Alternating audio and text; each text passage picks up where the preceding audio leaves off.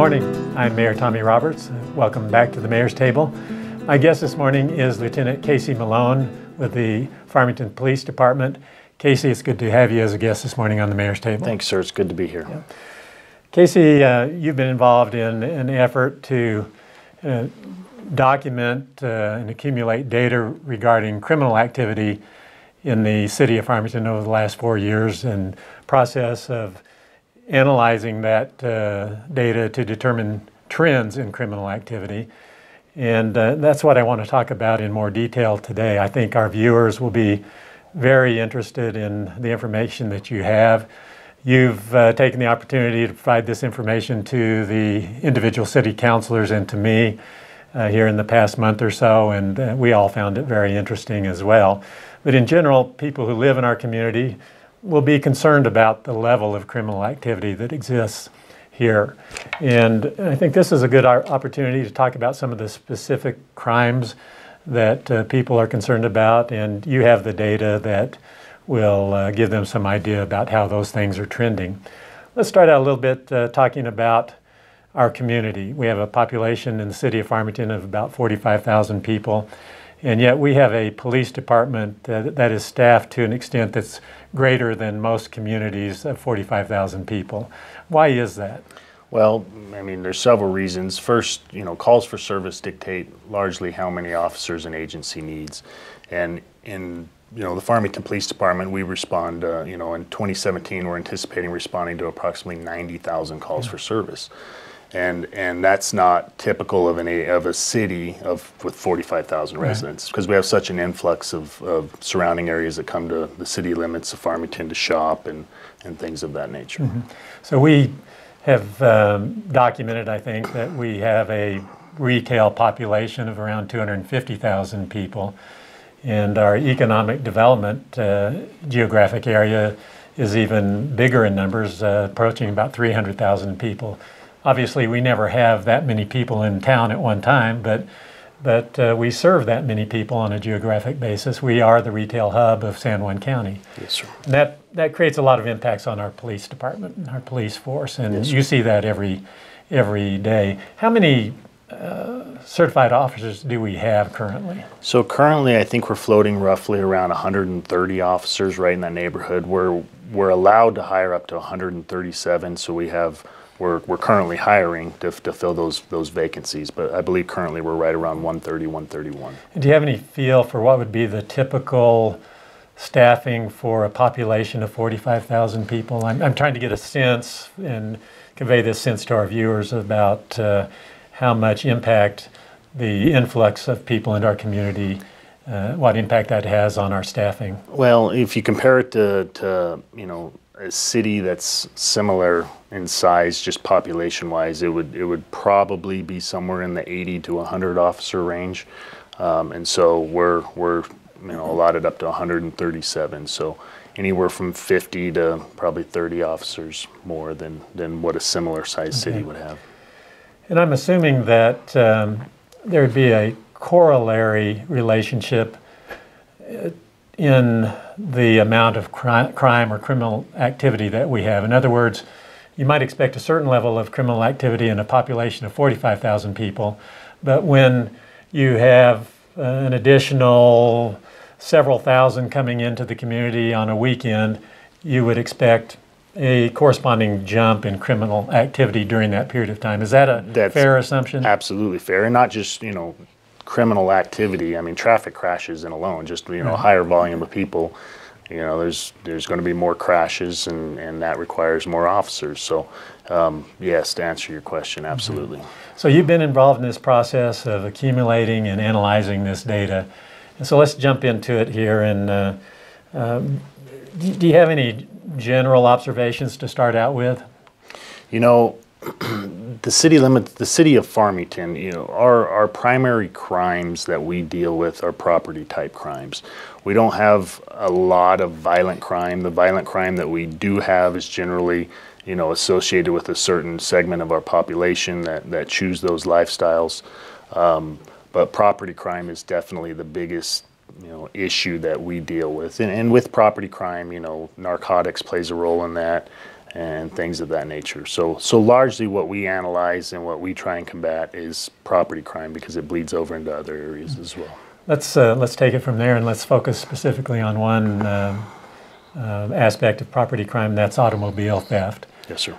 Let's take a look at those numbers here, and let's see how they have progressed over the 4 years of your analysis and data accumulation.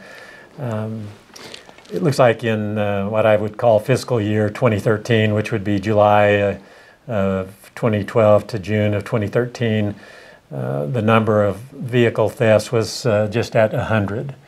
And then if we fast forward 4 years, it looks like that number is at 137, but a year ago it was at 164. So we've actually in the last year seen a decline of about 27 Yes, sir. thefts. What observations do you have in that regard, in the general category of vehicle theft? Well, I think it's important to point out that, we saw a decrease in auto thefts when the rest of the state, Albuquerque specifically has seen such a rise in auto thefts. And so, one of the biggest things that I think we can, I guess, credit that to is our social media presence. We're sending out ad campaigns. We're trying to remind people to lock your vehicles. Don't start your vehicle and let it warm up while you go back inside the house, because there's people that drive around, looking for cars to steal for that very specific. That's what they're there for. And so, I think better, our community is better, more aware, and I think that's a factor. Well, it's got to be a situation where if people just take the simple precaution of locking their doors, that's got to help those numbers to some degree. So the social media campaign, the public service announcement campaigns, those kinds of things are helpful and do produce some results, I think. Absolutely. Let's talk about murder, homicide. I look at these numbers, and on an annual basis, I'm looking at 4, 2, 4, 1, and 2. My first reaction was I was a bit surprised that it's that low, and yet when I really think about it and what I recall reading about during a single year, you don't see too much about that kind of violent crime. Yes, sir. Are those numbers reasonable for our community and the population of our community? Well, I think it's hard to say what's reasonable, but it's probably not a good word. It's consistent, across the 5 years that we have, and again, it just kind of points that violent crime, isn't, typically what we see here. We have violent crime. I mean, everywhere's going to have it, but it's not a community where you need to be afraid that, that's going to happen to you. Yeah. As you've done this work of accumulating data and analyzing it, what jumps out at you as significant in the context of these numbers? Well, what do you mean? Well, is there anything that alarms you about the level of criminal activity in any particular area? Burglaries, larcenies, robberies, anything that jumps out to you as a reason to be concerned and a reason to be alarmed about the well-being of our citizens in this community? No, I wouldn't say that. I would say that if you look at the categories, and we saw an increase in the number of rapes last year, and we don't have an exact reason why. We have theories as to why we saw an increase, and one of those theories is better reporting. There's just topic. It's in the media all the time. There's more avenues for people to report that they're victims of these type of crimes. And so, we like to believe at least that we're more accessible. People feel more comfortable coming to the police department and reporting crimes of that nature. So that one does stand out to me, that we did see, somewhat of a jump in that category. And then, that's never good, but. The simple assault numbers look like they increased in the last year by almost a couple of hundred Yes, sir. reported incidents, investigated incidents. What do you attribute that to? Is there any way to identify the factors that lead to that kind of increase? I'm not exactly sure why we've seen such an increase in simple assault.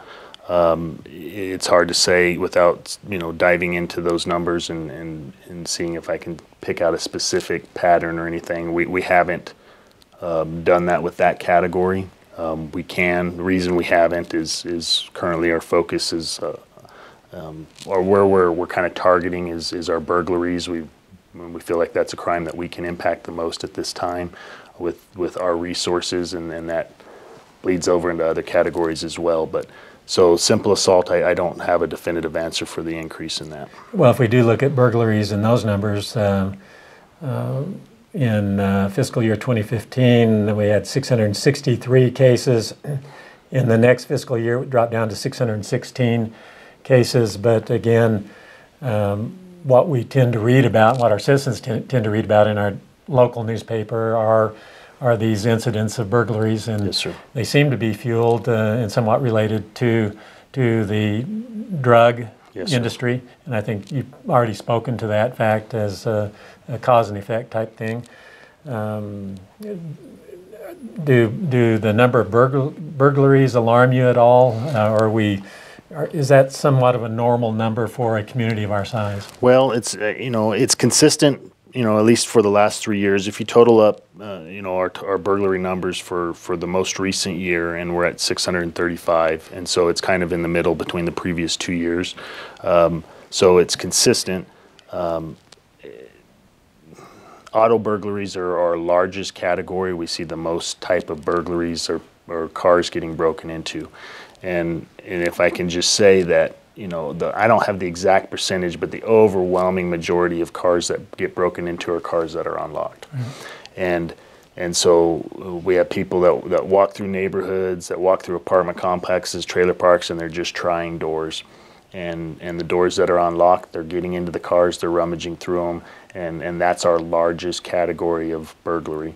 And so we need citizens' help, to remember to take their valuables inside, not to leave stuff that's out in the open, and to lock their doors, especially during the Christmas season, when you're out shopping and you're buying stuff at one store and then going to the other store. Just, hide those things, lock your doors, make an extra trip and take your valuables home before you go to a different store. Things of that nature will absolutely help our community as a whole. I'm sure that you find the process of data gathering and analysis interesting. Yes, sir. And I find it interesting to see the results. But I think the question is really, what do we do with this analysis? How does it help us with law enforcement and our policing activities, and how does it direct our decisions about how we police? So, it's important to have what I like to call targeted enforcement. Officers out doing a specific task for a specific reason. And one of the things we're doing as an agency that's new is so 4 different lieutenants are assigned a district. The city limits of Farmington, when you look at it from the police department, we have it broken into 4 districts. And so there's a lieutenant assigned to each one of those districts. And each week, our crime analyst provides data to those lieutenants, a report kind of similar to this, but it's broken up in weekly reports. And so the lieutenants, they go over their district and they're looking for crime trends. If, for example, if we have, a half a dozen auto burglaries in this general area, that now may become our priority. And so what we do is we assemble a team from various areas within the department to go target that specific area to affect that crime. And that's something that's fairly new within our agency. We've only been practicing a few months. We're getting better and we're learning along the way. But to answer your question, that's what we're doing. Yeah, so it's an ability to focus resources in a particular area, and it ultimately, we hope, results in prevention. Absolutely. Of some of these kinds of criminal activities. I think, Casey, I want to close with hopefully what would be a reassurance to our citizens. Obviously, as an elected official, I would like to be able to communicate to our citizens that they live in a safe community and that they don't have reason to be fearful for their well-being when they're out in the community doing the things that people do. What's your reaction to that kind of a statement? I was born down at San Juan Regional in Farmington. I have two brothers that live here, their wives, their family, my parents live here. This is a community I feel safe in. I've lived other places. I've lived places where I didn't feel safe. I do feel safe here, and based on my job, I see, I think I'm an expert in that area, right, for lack of a better word. Think you are.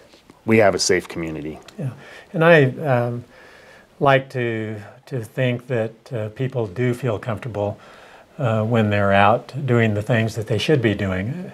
Clearly, a lot of bad conduct happens, and people are subjected to bad conduct when they're where they shouldn't be at a time when they shouldn't be there. So I think the message is that people who are doing what they should be doing are going to be relatively safe in this community. There's probably not a lot of random criminal activity that goes on in the context of violent crime. The breaking and entries, the burglaries, they may be a bit more random, I would suspect, but as far as physical well-being, probably our citizens need to feel or should feel comfortable as long as they're where they should be. Absolutely. And doing the things they should be doing. Well, Casey, thank you for being my guest this morning on the Mayor's Table. I think this is the kind of information that our viewers will find interesting. And I think it's a topic that we want to revisit maybe in a year or so. Yes, sir. And I hope you'll come back and do that for us. Appreciate it. I want to thank all of you for being with us once again on the Mayor's Table. We hope you found this segment interesting. We'll look forward to seeing you again next Monday.